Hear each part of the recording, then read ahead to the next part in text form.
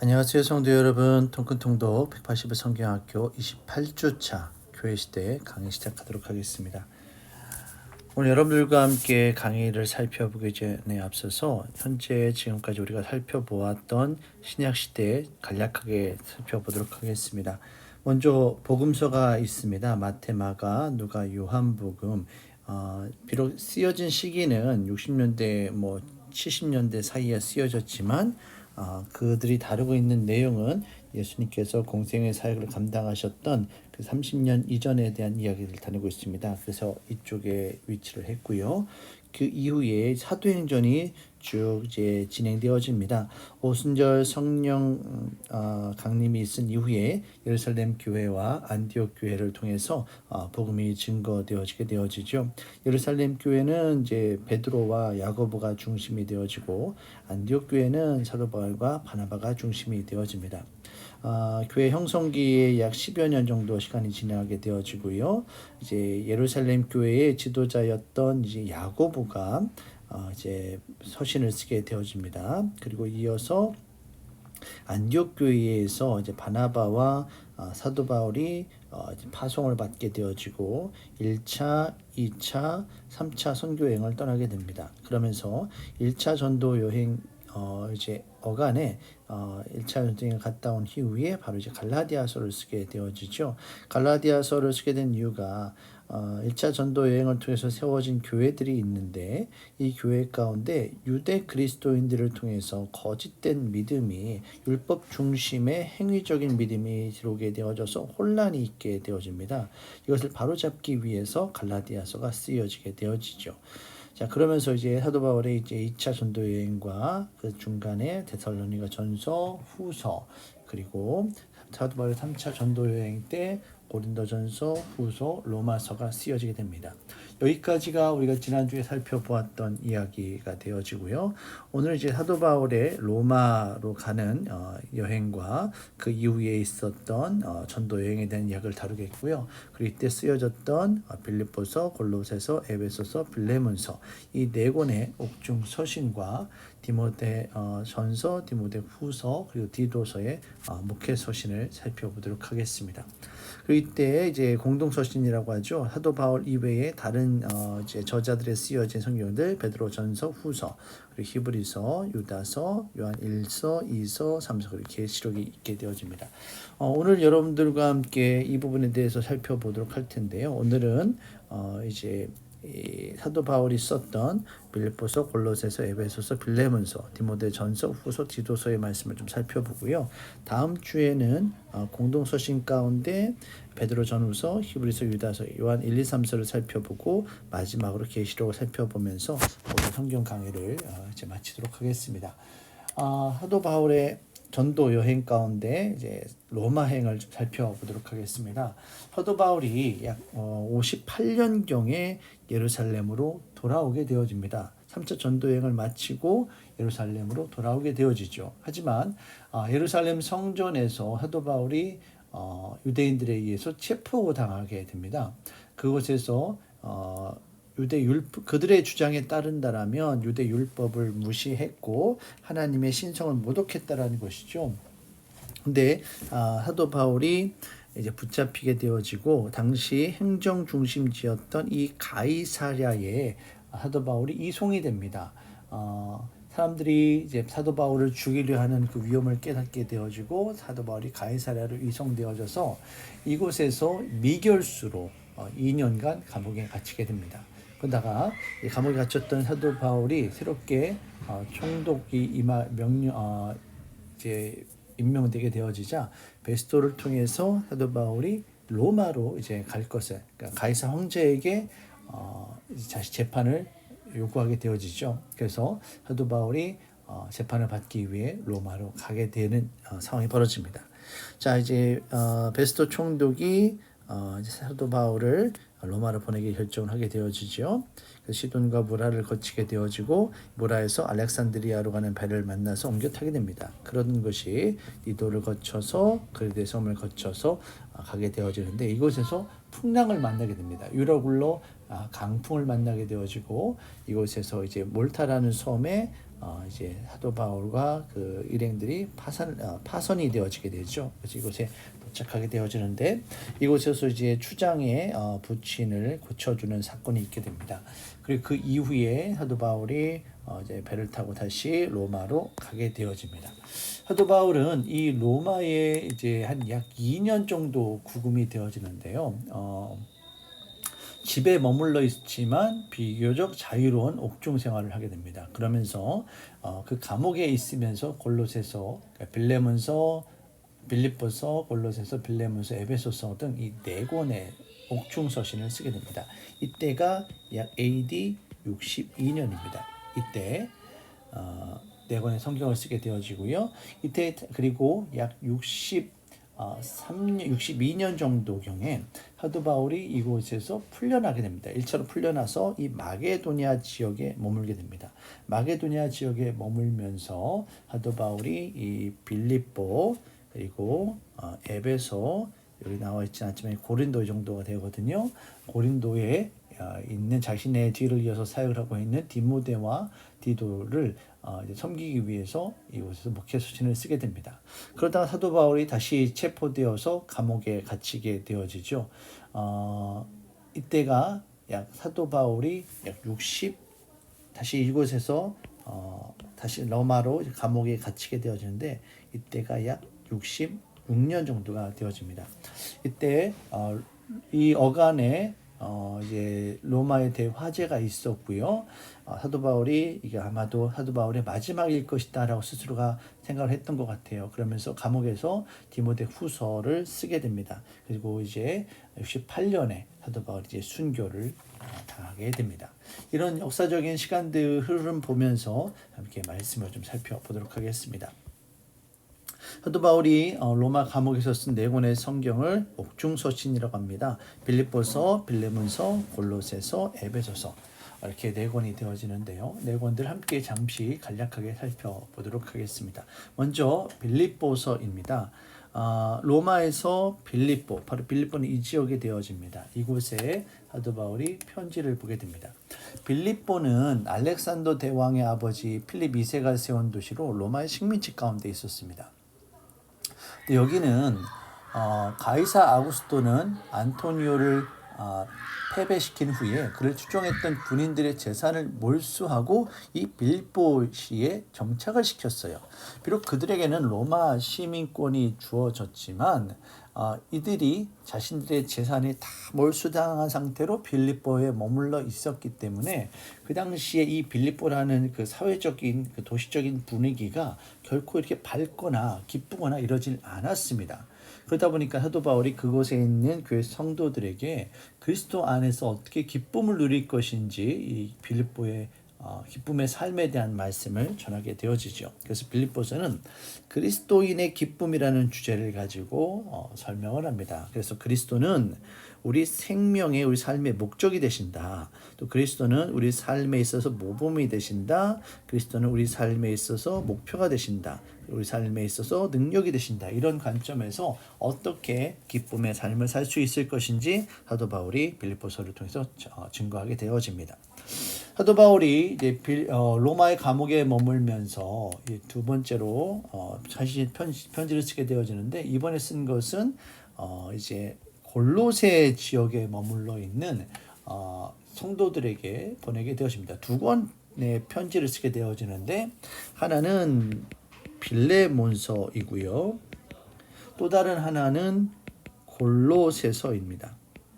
이 두 권의 성경에 대한 이야기 잠시 좀 나눠보도록 하겠습니다. 먼저 빌레몬서입니다. 빌레몬서는 한 장으로 된 짧은 편지이죠. 사도 바울이 빌레몬이라는 개인에게 보낸 편지입니다. 사도 바울이 로마 감옥에서 오네시모라는 사람을 만나게 됩니다. 그에게 복음을 전했고 오네시모가 예수님을 믿고 이제 그의 신앙이 성장하게 됩니다. 근데 사도 바울이 이 오네시모를 바라보니 하나님께서 크게 쓰실 사람이라는 그런 확신이 들었어요. 근데 문제는 오네시모는 이 빌레몬이라는 사람에게서 도망친 노예였던 겁니다. 그래서 이 아무리 이 오네시모가 출중한 인물이라 할지라도 도망친 노예 신분으로서 붙잡히게 되어지면 언제든지 죽을 수가 있는 거거든요. 그래서 사도 바울이 이 오네시모를 불쌍히 여기면서 자신이 사랑하는 이제 빌레몬에게, 이 빌레몬이 이제 골로새에 머물고 있었거든요. 골로새에 머물고 있는 이 빌레몬에게 편지를 씁니다. 이 편지를 쓴 것이 바로 이 빌레몬서죠. 이 편지를 써서 오네시모 편에 붙여 오네시모가 이 편지를 가지고 빌레몬을 만나게 됩니다. 그래서 우리가 예수 그리스도의 은혜로 말미암아 용서함 받았는데 빌레몬도 오네시모를 그리스도 안에서 형제와 같이 대해주고 좀 용서해주며 그에게 또다시 새로운 인생을 살 수 있도록 기회를 주면 안 되겠느냐, 사도 바울이 간곡하게 부탁을 합니다. 이 말씀들을 통해서 우리는 모두가 그리스도 안에서 죄의 종이었던 자들이 주의 은혜로 자유함을 누리게 되었음을 깨닫게 되어지고, 우리 형제 자매를 어떻게 품에 안고 그들을 용서하고 섬기게 되어지는지를 이 빌레몬서를 통해서 알 수가 있게 되어집니다. 자, 빌레몬서에 이어서 이제 골로새에 있는 교회들에게 보낸 또 다른 편지가 있습니다. 이것이 바로 골로새서입니다. 골로새는 지도를 잠깐 보시도록 할게요. 여기가 골로새입니다. 골로새는 보시는 것처럼 이 서아시아에서 오는 문화와 유럽에서 오는 문화, 또 아프리카에서 오는 문화 등 모든 문화들이 집결되는 지역에 있어요. 그러다 보니까 여러 가지 이단과 어떤 그 종교와 사상들이 혼합되어 있는 상당히 좀 뭐랄까요, 좀 어지러운 지역이 바로 이 골로새였습니다. 긍정적으로 이야기한다라면 복음을 전하기는 좋았습니다. 왜냐하면 복음을 받아들이는데 큰 부담감이나 저항감이 없었기 때문입니다. 그런데 문제는 이 그리스도교, 그러니까 믿음을 다른 이단 종교 가운데 하나로 여겼던 거예요. 모든 것이 짬뽕으로 섞이고 있는 거죠. 그래서 여기에 있어서는 복음이 무엇인지, 그리고 다른 것들이 아니라 오직 그리스도로 인해서 우리에게 충만하게 되어진다는 것을 분명하게 해줄 필요가 있었던 겁니다. 그래서 사도 바울은 로마 옥중에서 이제 에바브라라는 이제 죄수를 만나게 되는데, 에바브라가 바울의 이제 에베소에서 사도 바울이 2차 전도 여행 때 에베소에 3년간 머물게 됩니다. 그러면서 이제 복음을 전하고 골로새 교회를 이곳에 세우게 되어지는데, 이때 이 에바브라를 통해서, 자신과 함께 로마 옥중에서 같이 지내고 있는 에바브라를 통해서 골로새에 이단이 생긴 것을 알게 되었습니다. 아마도 유대주의, 영지주의, 금욕주의, 천사 숭배 등의 여러 가지 혼합 짬뽕이 되어진 것들이 있었던 것 같아요. 그래서 사도 바울은 오직 이 그리스도로 말미암아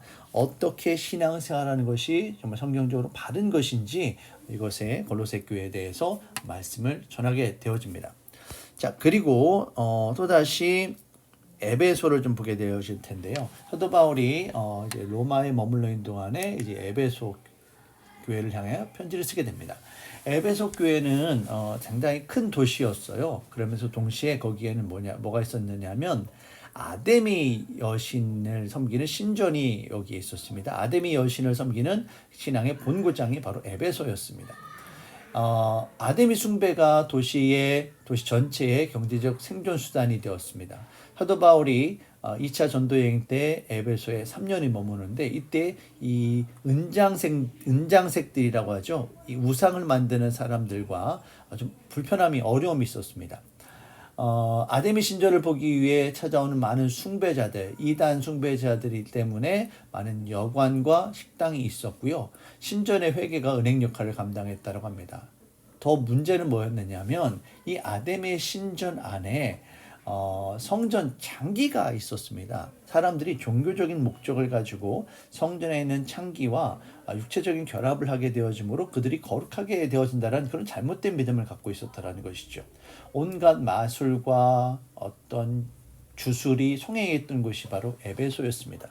에베소는 이처럼 영적으로 타락하고 혼잡한 곳이었던 것이죠. 그래서 사도 바울은 이 에베소서에서 1장과 3장을 통해서 그리스도 안에서 누리는 신령한 복이 무엇인지, 세상에 있는 그런 거짓된 것들과 구별되는 참된 복이 무엇인지를 이야기합니다. 그러면서 4장부터 6장까지 이 세 장의 말씀을 통해서 어떻게 참된 믿음으로 이 땅 가운데 승리하며 살아갈 수 있을 것인지를 이야기합니다. 그러면서 이 가운데 특별히 영적 전쟁에 대해서 이야기를 하게 되어지죠. 이 에베소서는 이런 혼합되어진 이단과 우상숭배 가운데 참된 믿음을 지키며 살아갈 것을 이야기하기 때문에 교회론, 신론, 기독론, 성령론, 구원론, 종말론 이런 것들이 아주 총망라되어 있는 것이 바로 이 에베소서가 되겠습니다. 자, 다음 여러분 보실 이 사진은요. 사도 바울이 에베소에 머물면서 이제 복음을 전했던 두란노 서원의 모습입니다. 에베소 셀수스 도서관이라고 하는데 이것이 아마도 사도 바울이 강론을 했던 두란노 서원의 옛 모습이지 않겠는가 학자들은 이렇게 생각을 하고 있습니다. 자, 다음으로 보실 사진은요. 아데미 여신의 모습입니다. 여러분 왼쪽 편에 있는 것이 아데미 여신이고요. 오른쪽에 있는 것이 아데미 신전에 옛날에 흔적들이 남아있는 그 터가 되어지겠습니다. 아데미 여신의 좀 모습을 보시면 이 머리의 부분은 이제 바벨론을 상징하는 성의 모습이 여기에 있게 되어지고요. 그리고 이 가슴에는 풍요를 상징하는 이제 가슴이 24개나 있게 되어집니다. 그리고 이 몸에는 이 특이한 사냥꾼, 니무롯이라고 하는데 그들에게 있어서 좀 영적으로 좀 중요하게 여기는 그런 사냥꾼인데 이 니무롯을 상징하는 사자, 호랑이, 사슴 이런 짐승들의 모양이 여기에 새겨져 있게 되어집니다. 이게 바로 아데미 여신의 모습이 되어지겠습니다. 다음으로 사도 바울이 이제 다시 로마로 돌아가서 붙잡혀서 쓰게 되어지는 이 로마 감옥에서 이제 풀려나서 이 마게도니아 지역에 잠시 머물면서 자신의 영적인 후배 또는 아들이 되어지는 디모데와 디도에게 편지를 쓰게 됩니다. 이것이 바로 디모데 전후서 디도서가 되어지죠. 먼저 디모데 전서를 살펴보시면 사도 바울이 루스드라 지역에서 사역을 할 때 디모데가 회심을 하게 됩니다. 그러면서 사도 바울이 디모데에게 에베소의 교회를 이제 목회를 맡기게 되어지는데 당시 디모데의 나이가 상당히 어렸다라고 합니다. 그래서 디모데가 이 어려운 특히 영적으로 좀 혼탁하고 정말 무질서한 이 지역에 세워진 에베소 교회를 어떻게 목회할 것인지 가르침을 주게 되어집니다. 율법 교사들의 이단 사설이 에베소 교회를 위협했고요. 기독교와 유대교가 혼합하려고 하는 그런 움직임이 강했습니다. 그래서 사도 바울은 젊은 목회자인 디모데에게 복음을 가르치는 일에 전념할 것과 말과 행실에 있어서 본이 될 것을 이야기합니다. 그래서 특별히 전반부에 있어서는 목회자로서 그들에게 어떻게 해야 될 것인지 교회 질서에 대해서 이야기합니다. 질서와 직책을 통해서 교회가 바로 세워질 것을 이야기하지요. 그리고 이제 후반부에서는 이제 목회자로서 어떻게 일반 회중들에게 말씀을 전할 것인지 특별한 계층들에게 노인, 젊은이, 과부들, 장로들, 섬기는 자들, 부자들이 어떻게 이 교회를 세워져 갈 것인지 사역을 감당할 것인지를 디모데에게 가르치게 되어집니다. 이것이 바로 디모데 전서의 내용입니다. 디모데가 사역했던 지역이 바로 이 에베소가 되어지겠습니다. 자, 그리고 다음에 이제 디도서를 좀 보겠는데요. 자, 여기가 디모데가 사역했던 지역이라면 디도가 사역했던 지역은 바로 이 그레데 지역입니다. 그레데 지역에서 디도가 사역하게 되어지죠. 이 그레데 섬은요. 소란한 민족 중에 하나로 민족성이 그렇게 좋지 않았다고 합니다. 거짓말을 많이 했고요. 악한 짐승들처럼 욕심쟁이이며 게으름쟁이들도 있었다고 해요. 유대주의 성격이 강한 이단이 그레데 교회에 들어와서 성도들을 유혹합니다. 그래서 사도 바울은 이런 이단들의 잘못된 교훈에 대해 경계할 것과 디도와 장로들이 이 목회를 하면서 어떻게 감당해야 될 것인지를 기록을 하고 있습니다. 그래서 디도서는 크게 세 부분으로 나눌 수 있는데요. 참된 지역 교회를 세우기 위해서 지도자와 회중이 어떻게 역할을 감당해야 될 것인가, 회중에게, 그리고 특수계층이라면은 우리 그 젊은이, 노인, 그리고 자유인, 종, 뭐 이런 것들을 이야기합니다. 마지막으로 장로들이 어떻게, 교회 장로들, 교회 지도자들이 어떻게 역할을 감당해야 될 것인지 디도서를 쓰게 됩니다. 자, 이것이 디도가 사역했던 그레데 섬 지역이 되어지겠습니다. 자, 이제 마지막으로 이제 디모데후서 보도록 하겠습니다.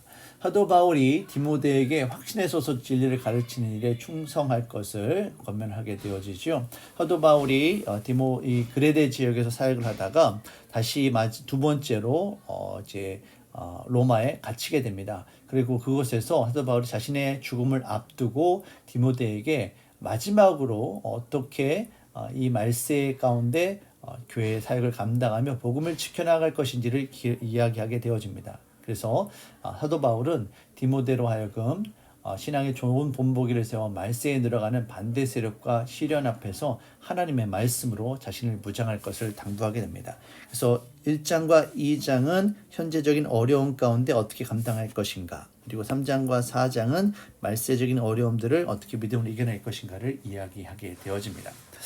지금까지 사도 바울이 이제 3차 전도 여행 이후에 로마 감옥에 갇혀 있으면서 썼던 옥중 서신과 목회 서신들을 살펴보면서 그것에 있는 시대적인 상황들을 좀 살펴보았습니다. 우리 이 말씀을 통해서 우리가 다시 한번 좀 확인하고 싶은 것은 시대적으로 영적으로 상당히 혼탁한 시대에 사도 바울이 복음을 전했다라는 것입니다. 오늘날 우리들의 시대도 마찬가지이죠. 참 어려운 시대 가운데 살아가고 있습니다.